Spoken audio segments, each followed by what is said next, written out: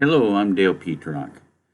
This morning I am going to talk about the results of some testing I did yesterday with my Avenge-X at 45 yards. The 50-yard range and the 100-yard ranges were all filled, so I moved to a 45-yard range.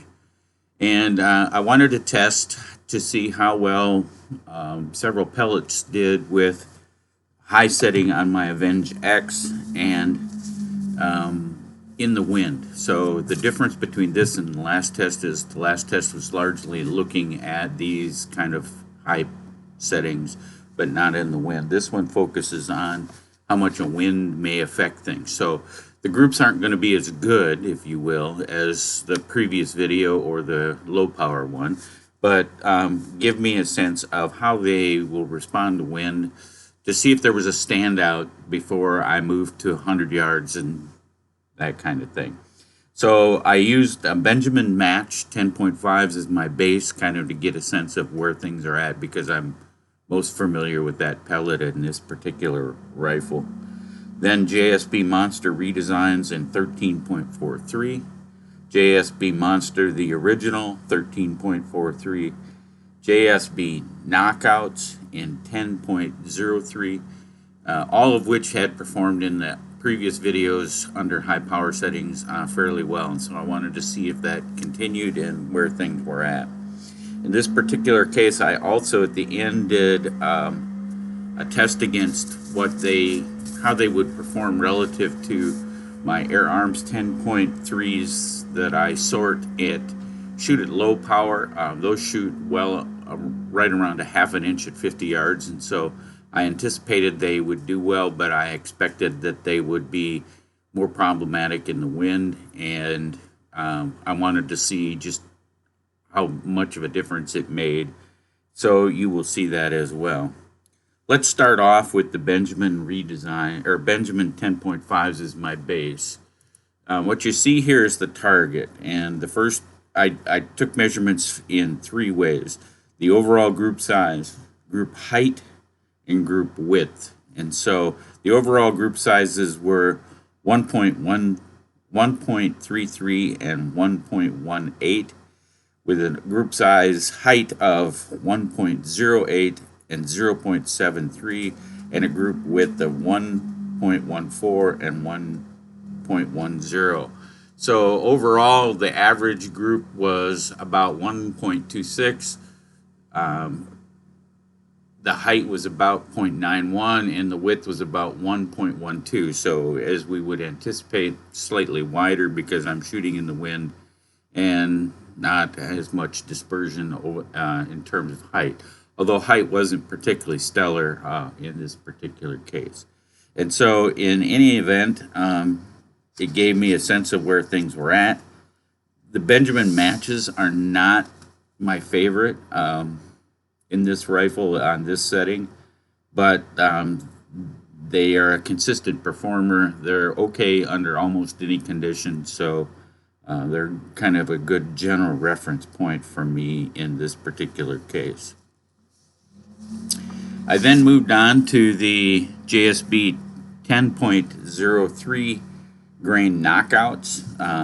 They are more kind of slug-like than they are pellet-like, but I wanted to see how they would do. And overall, and these are all shot in a clockwise fashion. So we start in the upper left and work our way around just like on a clock. So overall, we had a 1.14, a 0.92, a 0.75, and a 0.99. With heights of 1.12, 0.81, 0.73, 0.94, with widths of 0.59, 0.65, 0.29, and 0.46. So in this particular case, these seem to resist wind really pretty well. They did a nice job in terms of they weren't moved around. We didn't see much variation in the width. The problem I have with these is the vertical dispersion. For whatever reason, there seems to be more vertical dispersion with these than with some of the other pellets that I might try. And so my concern there is that as I start to move out to 100 yards, that vertical dispersion becomes something I can't deal with. I can understand and perhaps compensate for a reed, if you will, the wind and the horizontal dispersion, but it's harder to do that with the vertical dispersion. I'm not sure if that's due to inconsistencies in the pellets. I haven't weight sorted these or any of that kind of thing, so it may be something that's solvable by simply changing the way I process the pellet. Maybe weight sorting would take care of it. I'll have to kind of check that out. In any event, that's kind of where they ended up. I then moved on to the JSB Monster Redesign 13.43 grain pellets. Overall, we had 1.04, 0.91, 1.17, and 1.19. Height was 0.84, 0.68, 1.13, and 1.19, with width of 0.71, 0.73, 0.80, and 0.41. So much like with the Monster, much like with the knockouts, there was more vertical than horizontal spread. So they deal again with the wind reasonably well. The problem I'm having is the horizontal spread on these is larger than I would like to see, and so I'm not sure what I need to do there. Again, maybe it's pellet sorting that would take care of that. That's something that I will have to kind of investigate with these as well. And someone had recommended to me the original Monsters, saying that they perform better than the redesigns for them. And so I took a shot at those, and these are the 13.34 or 43s again. First group overall was kind of wild. It was 2.0, but the rest of them settled in 0.81, 0.91, 0.93. Height was 1.78. That was the bizarre group. And next was 0.69, 0.84, 0.87. And width was, again, with the bizarre group, 1.86, and then 0.49, 0.70, and 0.76. So the original Monsters in 13.43 seem to perform fairly well at this range and in the wind. And so there's some potential there that I think I need to kind of look into more closely. The problem, again, is that there's a little more vertical spread than I would like to see, but again, maybe pellet sorting would take care of that, and see how that kind of goes.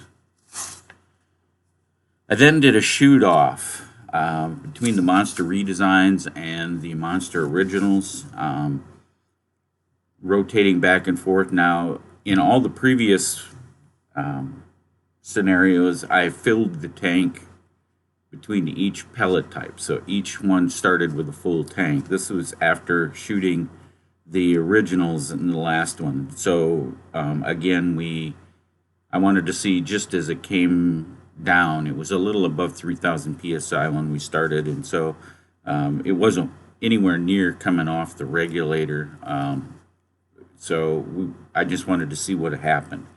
And so I started off with the originals, and that was an overall group of 1.29 with a height of 0.58 and a width of 1.33. So that one caught a lot more horizontal spread than I had anticipated seeing in the previous.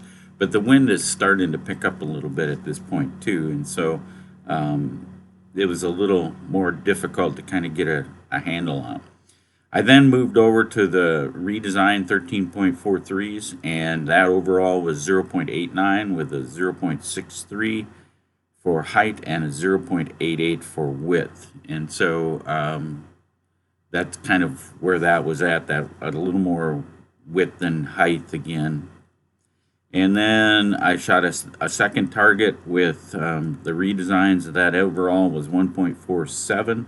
Most of that was vertical. And so the height was 1.13 and the width was 1.10 with odd flyer kind of just dangling out there relative to the other four.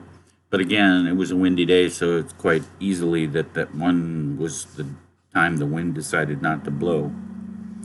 Then I moved to shooting another redesign, or excuse me, this one moved back to the left, and I shot an original, and that overall was 0.60 with a height of 0.60 and a width of 0.47.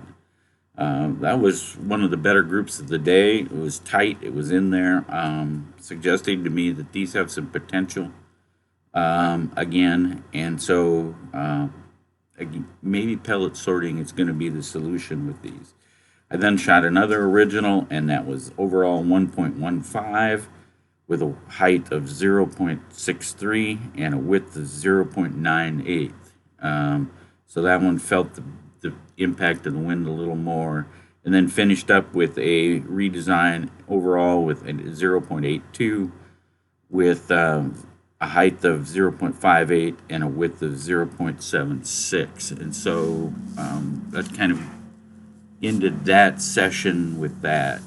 Now, one of the things I wanted to also get a sense of is how those compared to the performance of what I use on my typical 50-yard shooting at this point, which is a 10.3 sorted on the low setting. Those tend to typically come in easily under a half an inch at 50 yards on a good day. And you see that with this target as we start off. The first target I shot with 5 shots, it was under relatively windless conditions for a split second or two that I was able to perform it.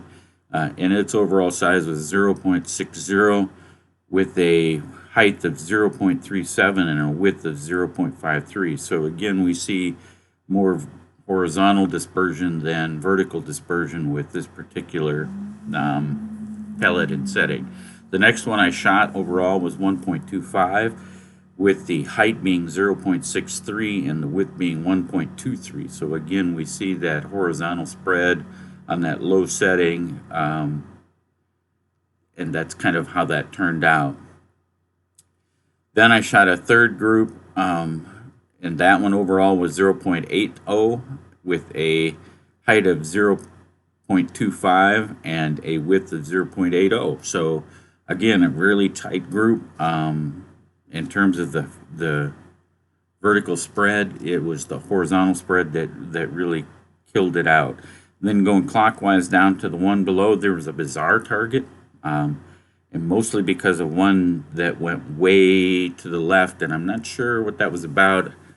I'm assuming it was probably the wind, and it just caught it because the location isn't terribly out of sync with what I would see in some of the other targets, but we put 4 right essentially in the center area, and then that one went way off. So 2.09 for overall with a height of 0.40 and a width of 2.04. So again, most of all of that was horizontal spread.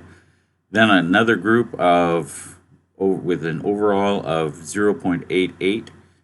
Height was 0.39 and width was 0.85. So again, almost all horizontal spread.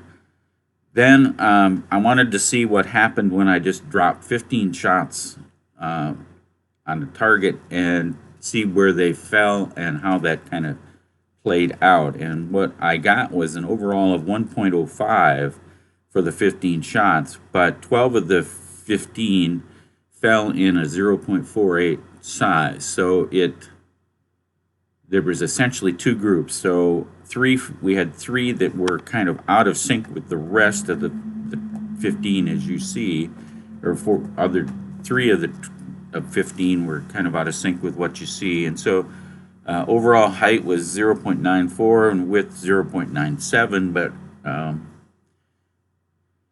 the wind wasn't blowing really very hard on those, and so I'm not sure what that was about, if that was something bizarre with the pellets. I don't get a sense from my chronograph readings in the past that I'm getting that kind of bizarre characteristics with the velocity. So In any event, that's kind of what I was seeing, is that 12 out of 15 were really tight, and it would throw that occasional flyer. And it was going opposite the side of the wind, so I'm not sure what that was about. That deserves greater attention in the future. So in terms of the process overall, see if I could find my overall chart here.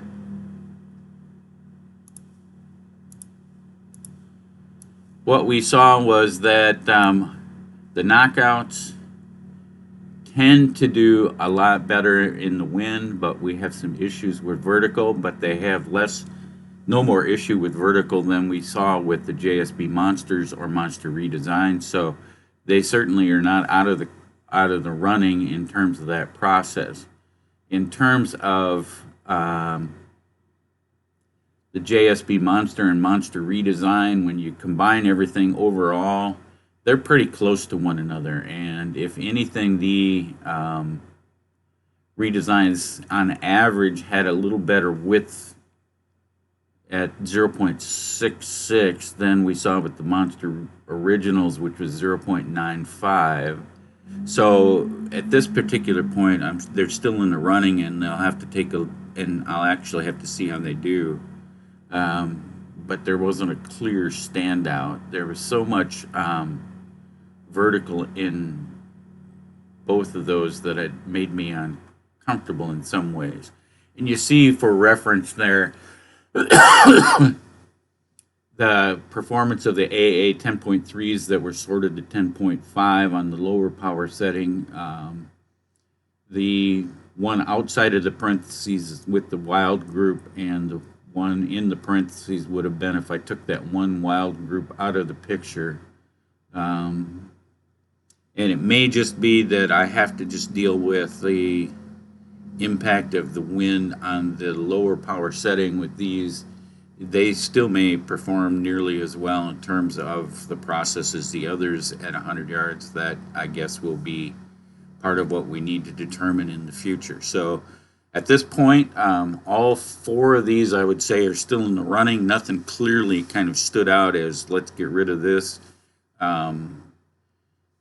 The faster setting it's like a pitcher. The faster the pitch, the more the baseball is impacted by the wind on it. And so the speed of the pellet, as it increases, is impacted more by the air around it. And so I think that's what we're seeing here in the process. The AA 10.3s on the low power setting, which are running roughly 820 feet per second, while the others are running a little faster, are more consistent in terms of how they're impacted by the wind, because I don't think they're traveling as fast, and so the impact overall tends to be less. In any event, may all your shooting be X's, and have a great day.